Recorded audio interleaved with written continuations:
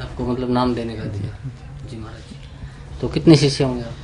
मैंने शिष्य नहीं बना, मैं भी जो शिष्य लाता हूँ सदगुरु के चरण में ही छोड़ देता हूँ। मैं कभी गुरु बनने का योग्य नहीं हूँ, ना गुरु बन सकता हूँ। मैं तो सिर्फ सदगुरु की कृपा से ही हूँ, सदगुरु कबीर स्वरूप प्रकाश मुनि साहिब की असीम कृपा से हूँ। वैसे मैंने गुरु कभी बनने की भी कोशिश नहीं करूंगा, ना गुरु बनूंगा, क्योंकि मैंने भी जो भी जीव को सत्संग मार्ग से जो भी चीज जाता है लाके उन्हीं के चरणों में ही डाल देता हूँ बस। क्योंकि सदगुरु ही एक ऐसी व्यक्ति है जो जीव को इस भवसागर से सही मार्ग में ले जाके उसे पहुंचा सकते, क्योंकि हमारे अंदर वो सामर्थ्य नहीं, क्योंकि हमारे अंदर सदगुरु विराजमान है। सदगुरु जब है तो उन्हीं के चरणों में ही डाल देना। हम तो एक सेवक के रूप में हैं, उन्होंने आदेश किए, हम उस जगह पे सेवा कर रहे हैं। सेवक नहीं, जिस जिस जीव को आप नाम देते हैं, जिस व्यक्ति को आप नाम देते हैं, वो तो आपको गुरु रूप में ही मानेगा ना, उसके तो आप गुरु ही नहीं, मैं आपका गुरु नहीं हूँ। आपकी गुरु स्वयं सदगुरु कबीर स्वरूप प्रकाश मुनि साहिब ही आपकी गुरु है। आप उन्हीं के गुरु के रूप में स्वीकार करना, मैं यही बोलता हूँ हर जगह पे।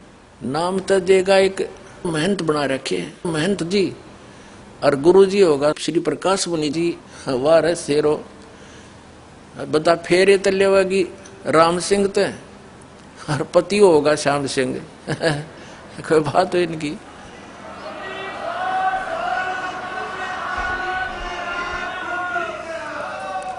अब दिखाता हूं कि दामा खेड़ा वालों का क्या ज्ञान था, ये कैसा भगवान को जाना इन्होंने। अपने आत्माओं, आपका सौभाग्य है इस परमात्मा के पाने वाले काम को, और इस सारे कार्यों को वही करेगा जो इससे परिचित हो जाएगा। अब आपको थोड़ी सी झलक दिखाते हैं जो ये दामा खेड़ा वालों ने कितना संसार डबो रखा है, और ये दावा करते हैं कि जो धर्मदास की गद्दी पे हैं हम, और कबीर साहब ने कहा था इससे जो नाम लेगा वो पार होंगे। नहीं, कबीर साहब जी ने ये कहा था कि छठी पीढ़ी में ये 5 नाम भी समाप्त हो जाएंगे। ये और ही एक शब्द सा सेलेक्ट कर लिया इन्होंने कबीर सागर से, अजर नाम, अमर नाम, पाताले सब सिंधु नाम, यही हंस का काम, 5 ले हंसा उड़ जाई। ये मंत्र है कोई? ये तो एक आरती सी है। अब वो 2 अक्षर का नाम है। पहले तो ये दिखाते हैं आपको, ये दामा खेड़ा वालों के विषय में जो परमात्मा ने कहा है, ये है कबीर सागर। और यहां आपको दिखाते हैं कबीर सागर संपूर्ण 11 भाग, खेमरा श्री कृष्णदास प्रकाशन बंबई से। ये प्रथम खंड कबीरपंथी भारत पथिक स्वामी युगलानंद विहारी द्वारा परिष्कृत मुद्रक के प्रकाशक हैं खेमरा श्री कृष्णदास, अध्यक्ष श्री वेंकटेश्वर प्रेस, खेमरा श्री कृष्णदास मार्ग मुंबई से। ये इधर इनका ये सारा कुछ यहाँ लिखा हुआ है। इसमें अनुराग सागर नामक एक अध्याय है, अनुराग सागर, और इसके पृष्ठ नंबर 138 पे भविष्य कथन अलग व्यवहार है।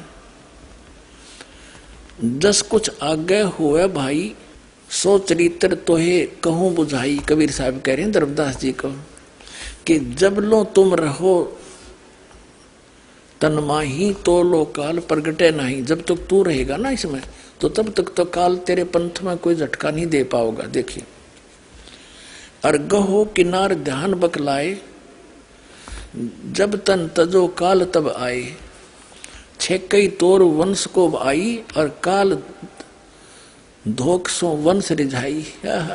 फिर तेरे काल आओगा, तेरे वंश को छेकेगा, उसमें छेद कर देगा, और उस धोखे में तेरे वंश गणेरा जी रहेंगे, तेरे वंशाले। आगे देखो, वंश तुम्हारा अनुभव कथ रखही, नाद पुत्र की निंदा भखही। सोई पीढ़ी है हंस कड़ियारा, ताको होए बहुत अंकारा। जो तेरी पीढ़ी के होंगे उनमें अभिमान गणा हो जाएगा। कड़ियारा, स्वार्थ आए चिन्ह न पावे, अनंत जीवन के भटकावे। और जीवों को भटकाओगे अपने स्वार्थ के कारण, सच्चाई को नहीं ग्रहण करेंगे। ताते तो ये कहूं समझाई, अपने वंश देव चिताई।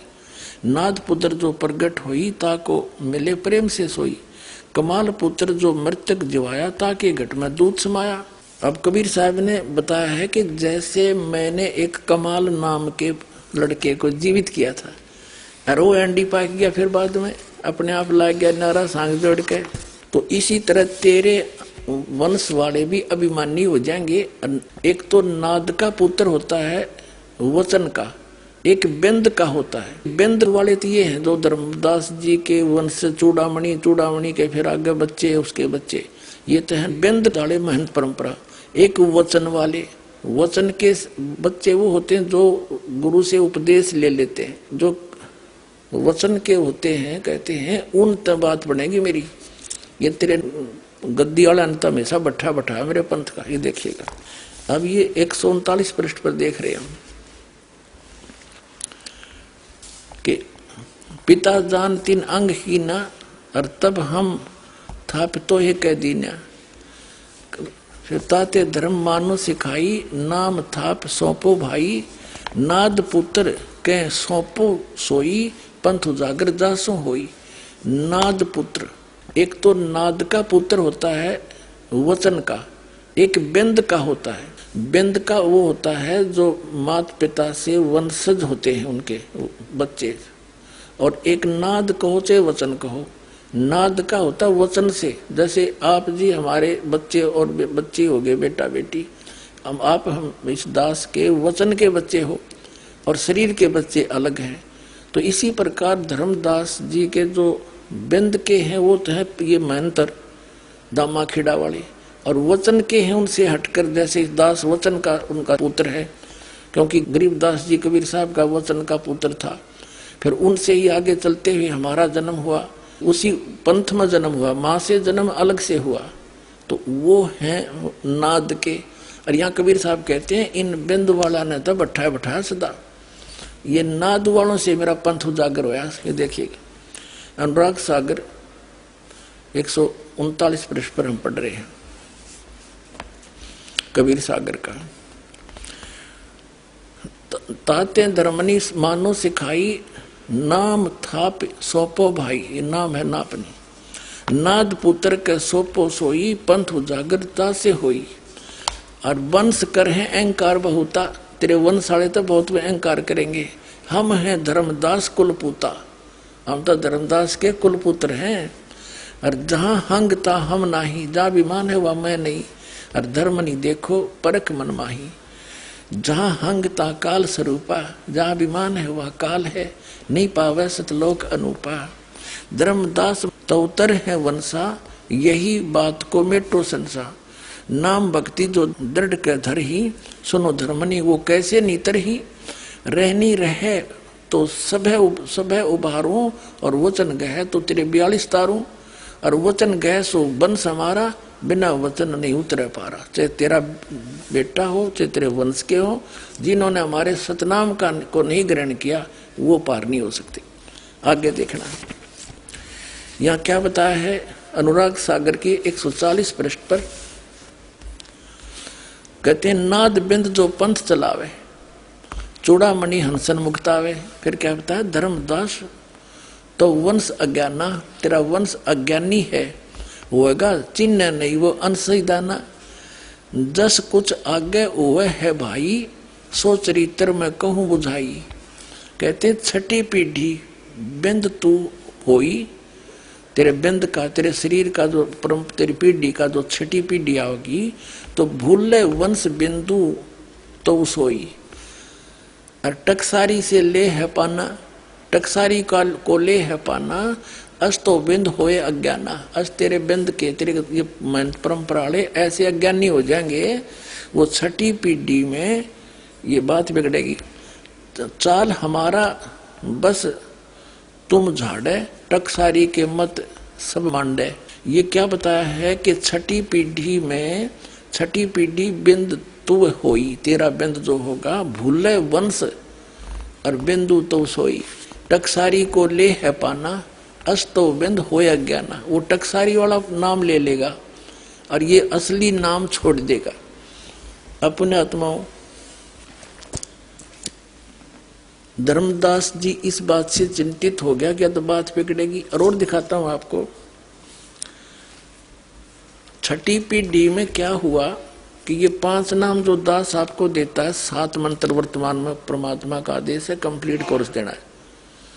प्रथम और लास्ट का नाम नहीं था उस समय, केवल बीच के नाम थे। और ये नाम है इन कमलों से आगे हमने निकलने के और यहाँ की सुख सुविधा प्राप्त होने की। तो ये इसलिए दिए थे कि इस पिछली पीढ़ी तक ये मनुष्य जन्म प्राप्त करते आ जाएंगे इस प्रथम मंत्र तक, और फिर इन सब को पार कर दूंगा। परमात्मा ने कहा कि छठी पीढ़ी में क्या हुआ, ये दास बताता है।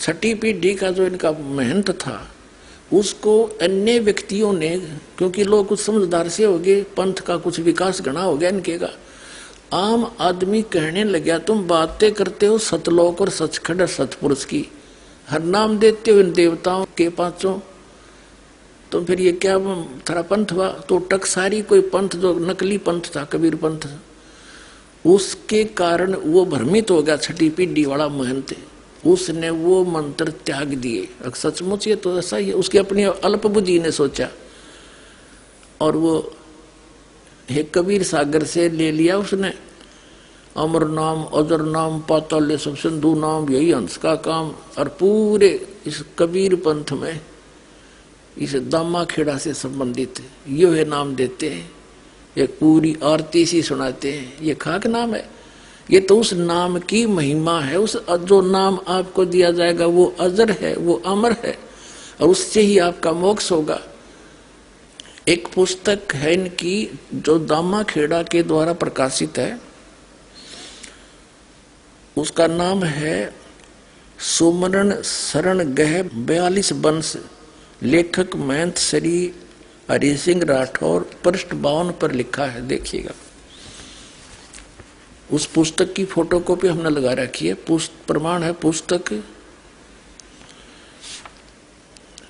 सुमरण शरण गह 42 वंश, लेखक महंत श्री हरि सिंह राठौर, पृष्ठ 52 की ये फोटोकॉपी है।